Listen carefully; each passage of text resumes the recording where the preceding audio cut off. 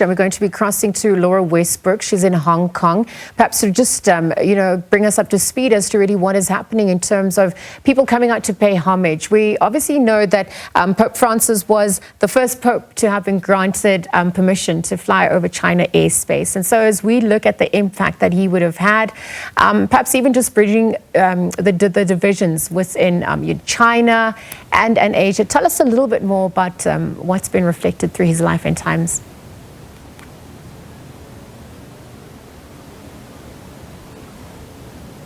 Yes, well, I'm at the Cathedral of Immaculate Conception here in Hong Kong, and this is where people have been coming all week to sit in silence, to pray, and to sign a book of condolences. And especially today, being Pope Francis's funeral, I've been here and seen a steady stream of people coming into the cathedral this morning to sit and also to remember Pope Francis. Now, Hong Kong has some 400,000 Catholics, and among those who've come to sign this book of condolences are the city's Catholic priests, including Cardinal Stephen Chow, who reportedly wrote that he asked the Pope to pray not just for Hong Kong, but for the world and the church in heaven. And he will also reportedly join the conclave in the Vatican that will elect Pope Francis's successor.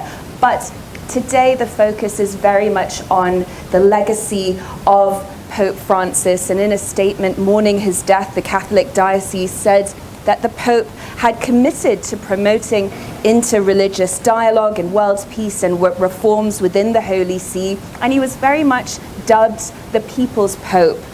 He was very popular among the faithful. He was known as a defender of the disadvantaged, particularly migrants, as well as those affected by climate change. And the people that I've been speaking to today, that is something that has really come out.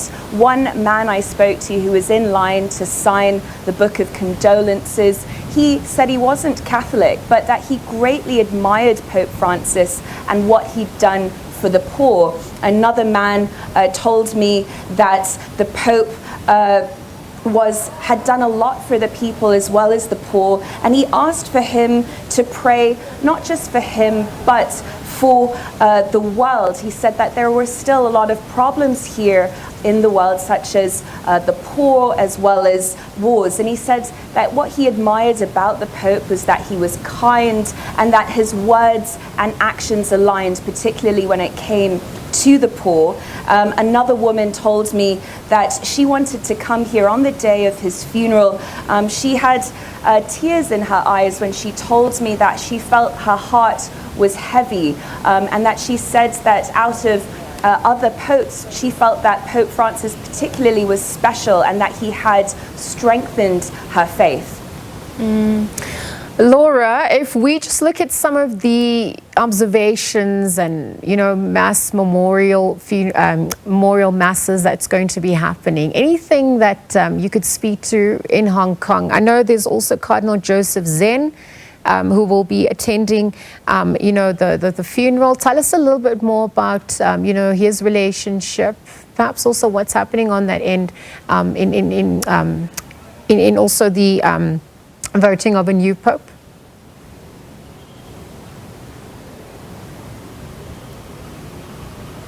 Yes, Cardinal Zen is reportedly heading. Is attending the funeral, as well as I mentioned, Cardinal Stephen Chow. The Catholic diocese has said that it will continue to serve as a bridge between mainland China and the Holy See, and some experts here do see Hong Kong as having a role in facilitating exchanges. We also heard earlier this week from the Foreign Ministry in Beijing, who said that Beijing and the Vatican had maintained constructive contact and conducted friendly exchanges, and that the central government was willing to work with the Holy See to promote continued improvement of relations. And Pope Francis had been credited among some experts with helping to improve relations between the Vatican and China in recent years. And so this is something that we will that's something that Hong Kong, its Catholic diocese, hopes to continue to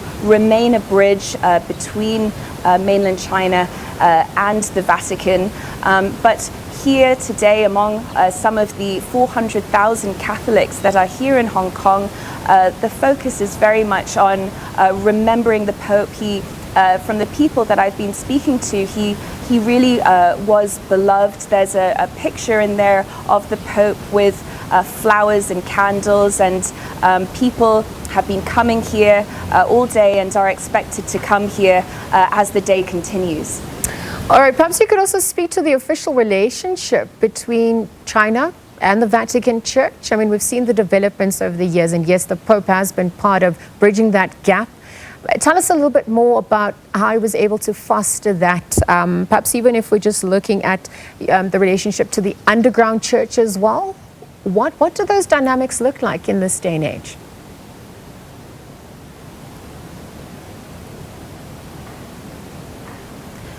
Well, as I said, here in Hong Kong, there are some 400,000 Catholics, and they are really here to remember the Pope. And as I said, he was considered by some as helping to improve relations between mainland China and the Vatican. He also, under Pope Francis, Beijing and the Holy See did achieve a historic breakthrough in 2018 after decades of strained relations, signing a provisional agreement on the appointment of bishops in China that is believed to allow both Beijing and the Holy See as having a say in appointing bishops.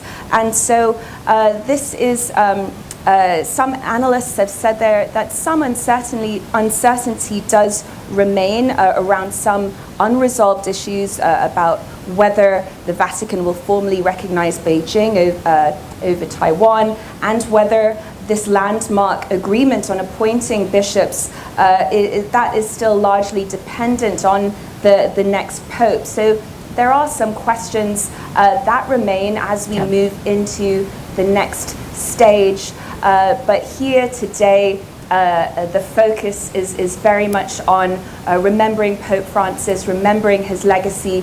He was someone that everyone I've spoken to have said that they admired his humbleness, the fact that he was a pope of the people, his contributions to the poor, and that is something that people here are telling me that they will remember him for. Laura, thank you for bringing us that update. We will continue to monitor what is happening, of course, in your area in Hong Kong.